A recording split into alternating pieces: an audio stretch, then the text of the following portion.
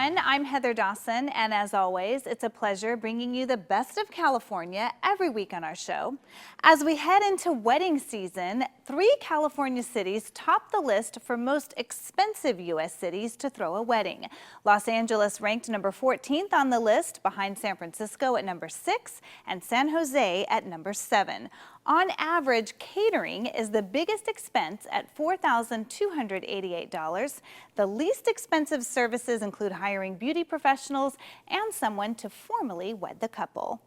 Well, here are 4 places to have matrimony bliss throughout California. San Clemente, Casa Romantica in Southern California is breathtakingly stunning with its Spanish architecture and panoramic views of the Pacific Ocean. The E-Bell of Los Angeles, where guests can say I do in the heart of Los Angeles, in a Renaissance Italian-style building with an outside to a garden oasis. And Santa Rosa, in the heart of wine country just north of San Francisco, is the beautiful Oakmont Golf Club, where you can say I do under weeping willow trees. Finally, Santa Clara, Freedom Hall and Gardens is where you want to be if the bride and groom love the great outdoors, where you'll be surrounded by redwood trees. Now, as for the honeymoon, a new study shows Spirit Airlines is the cheapest airline, followed by Hawaiian Airlines and JetBlue. Well, who wouldn't want to take a vacation with Derek Hough? Derek Hough has made a name for himself thanks to the ever-popular Dancing with the Stars. However, he is about to expand his resume and his horizons as he embarks on a completely new journey.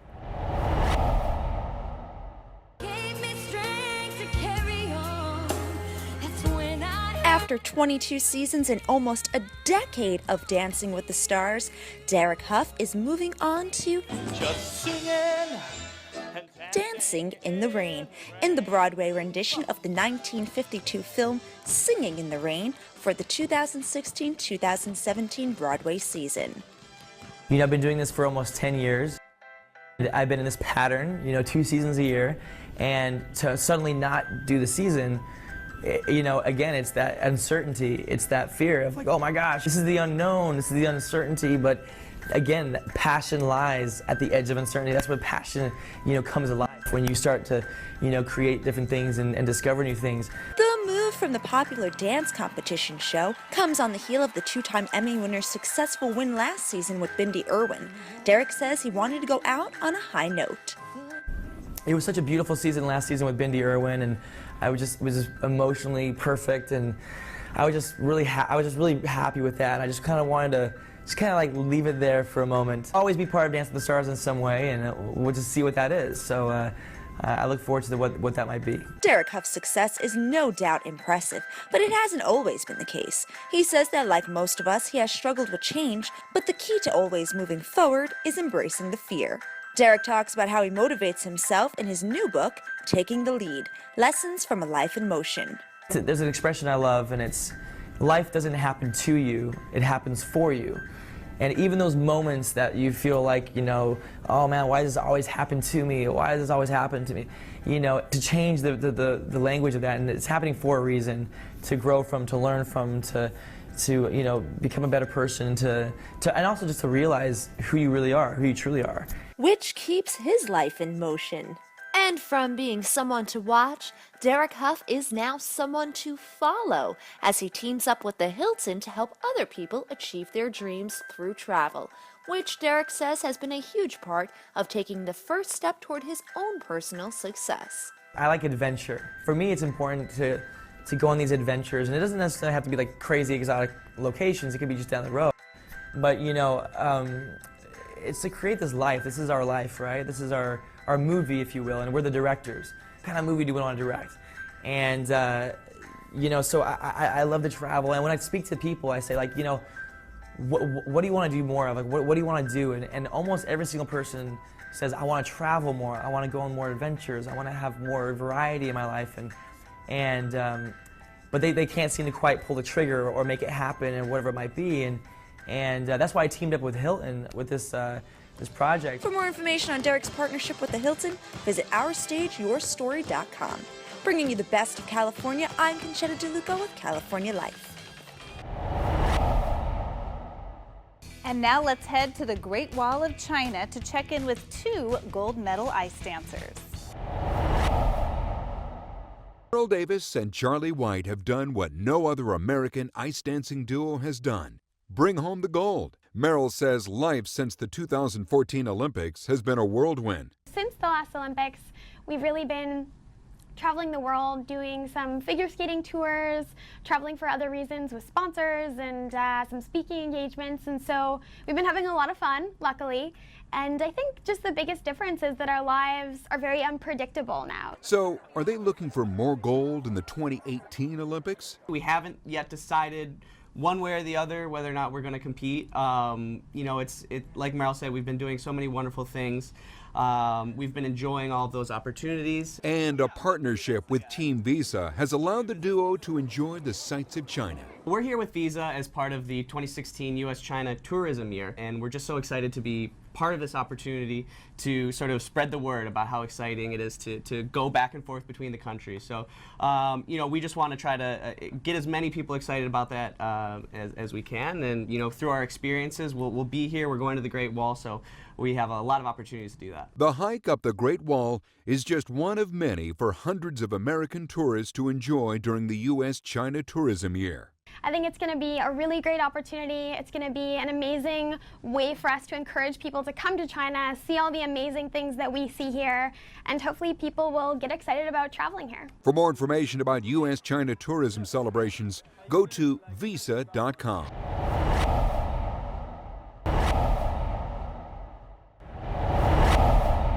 Hi, I'm Elise Thurston with Coast to Coast TV. Demand for premium travel experience is soaring in 2024 as travelers are eager to embark on milestone trips and explore distant destinations. Today, we are privileged to have Andrea DeMarco, president of Regent 7 Seas Cruises, here to dive into the next wave of luxury cruising and why the cruise industry is experiencing such remarkable growth. Andrea, what are the top travel trends we need to know? Sure, thanks so much for having me. So it's certainly a very, very exciting year here in travel. Recent surveys are showing that people want to plan vacations to celebrate big milestone anniversaries, birthdays, celebrations. They're also wanting to go on more multi-destination trips, and that's where cruising really comes in.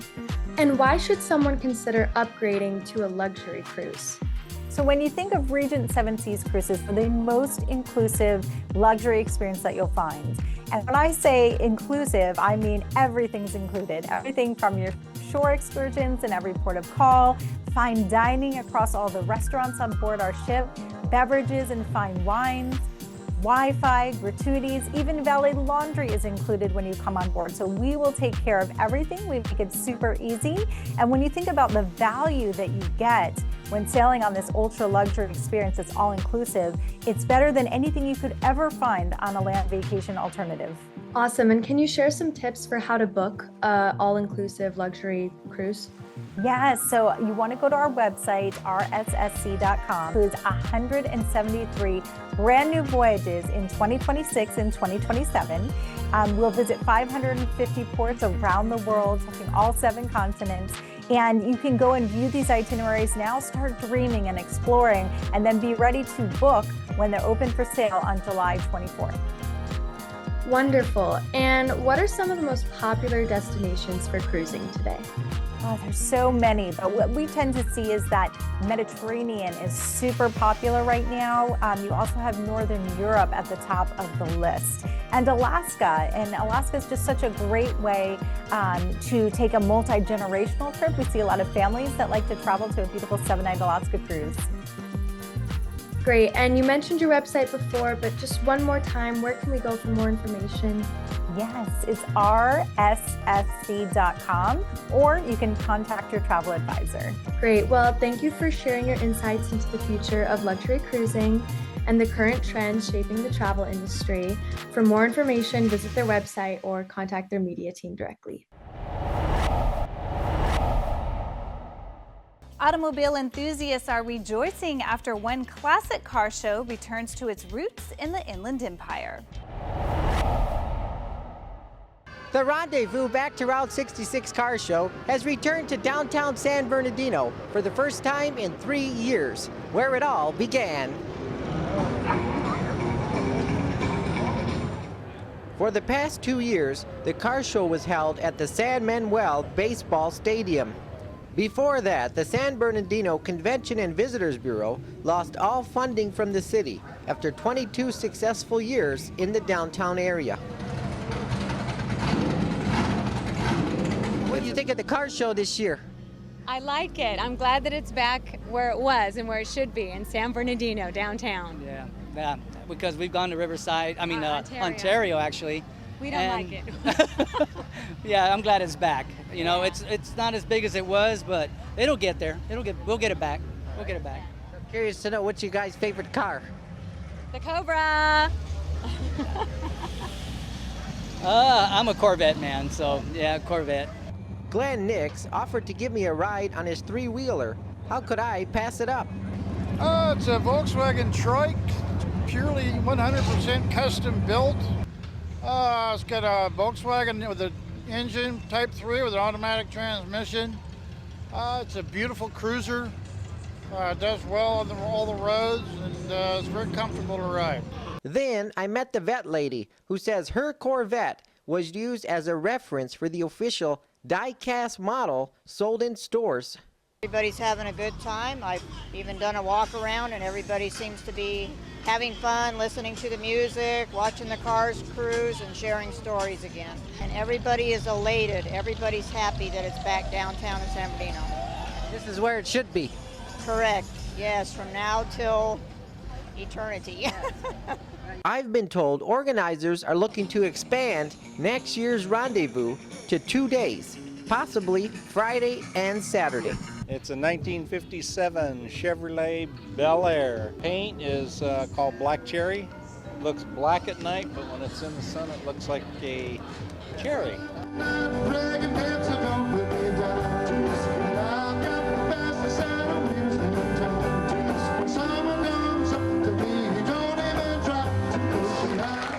Fantastic.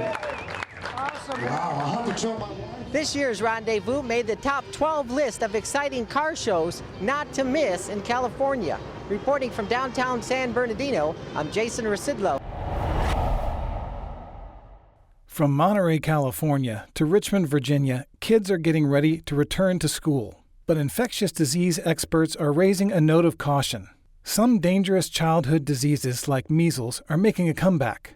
A leading expert on childhood infectious diseases is the Virginia State epidemiologist Dr. Lori Forlano, who says measles is highly contagious and can be dangerous, especially for babies and young children. If one person has it, up to 9 out of 10 people nearby will become infected if they are not protected. A case of one of these conditions can really take hold and transmit very quickly through a population or a community, and that community can see some really devastating effects. We'll see outbreaks, and that can have a lot of impact and cause a lot of disruption. The doctor says it's important that patients have a good handle on their child's immunization records. That starts with a conversation with your healthcare provider.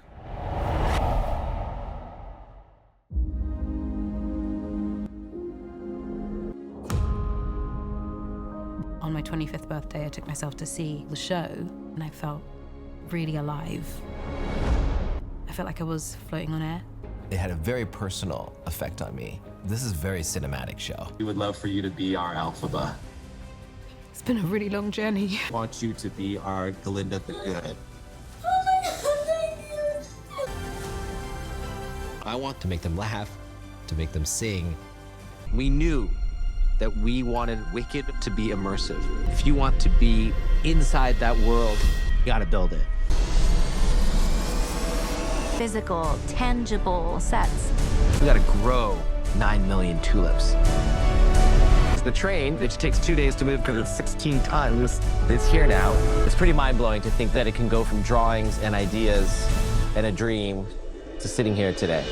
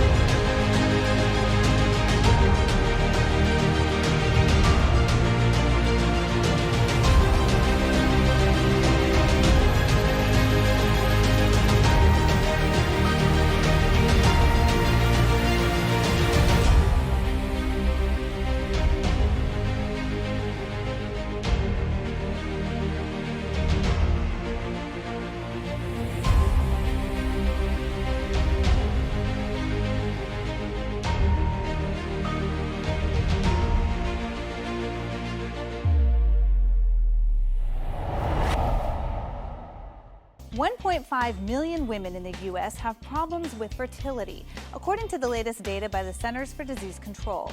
And while many of them turn to surgery or in vitro fertilization, there is another option that doesn't require surgery or medication. Marty Salt shows us how this treatment works. 3. Hands up! Yeah. Joshua and Julie Ledbetter always knew they wanted children. But 3 years ago, Julie learned both of her fallopian tubes were blocked. The first thoughts you think of are guilt, because you waited so long. They were told their only options were adoption or in vitro. But the Ledbetters sought out a third option, and just 6 months after treatment, Julie became pregnant. So let's just feel what's going on in this abdomen here. Belinda Wern is a physical therapist. She specializes in treating people for lower back and pelvic pain caused by adhesion, scar tissue that forms internally after surgery, infection, or endometriosis. It's a little bit tight. You can feel that. In a technique similar to massaging out a knot in a muscle, Belinda massages away the adhesions that are blocking the fallopian tubes. You just hold, and the longer you stretch it, all of a sudden it'll give and feels like it gets longer. That's what it feels like to us. In an analysis of 1,400 women with blocked fallopian tubes, 57% became pregnant after treatment at Clear Passages, compared to national data that shows the success rate of surgery is just 22 to 34%. They completely fixed the problem the first time around. In fact, Julie is now pregnant with her second child. The Force is with Benicio Del Toro as he heads into filming for Star Wars 8. News has been trickling in, but now we're finally getting answers to the rumors surrounding Benicio Del Toro's next project. I'm about to go into filming a Star Wars movie, Episode 8, so I'm pretty busy. You heard it from the Oscar winner himself. Del Toro will be the newest face in the Star Wars franchise. From an unlikely place, behind the scenes of a commercial shoot, Del Toro shared intel about how he landed his role. They contacted me. They invited me to come to their dance. But you know what? It's a great to do a movie in that world, the Star Wars world. It's a great opportunity for me to enjoy with my daughter. For now, his character is being kept under wraps. But if rumors hold true, we could see Del Toro become a new villain when the story hits theaters. He's ready. Antonio Banderas! It's Antonio Banderas in the movies. In addition to Star Wars, we can also see the actor on the small screen, where he shows off his comedy chops as a first-time brand spokesperson for beer importer Heineken. And that's it for us. If you missed any part of our show, go to our website. Don't forget to like us on Facebook and follow us on Twitter. I'm your host, Heather Dawson. We'll see you next time.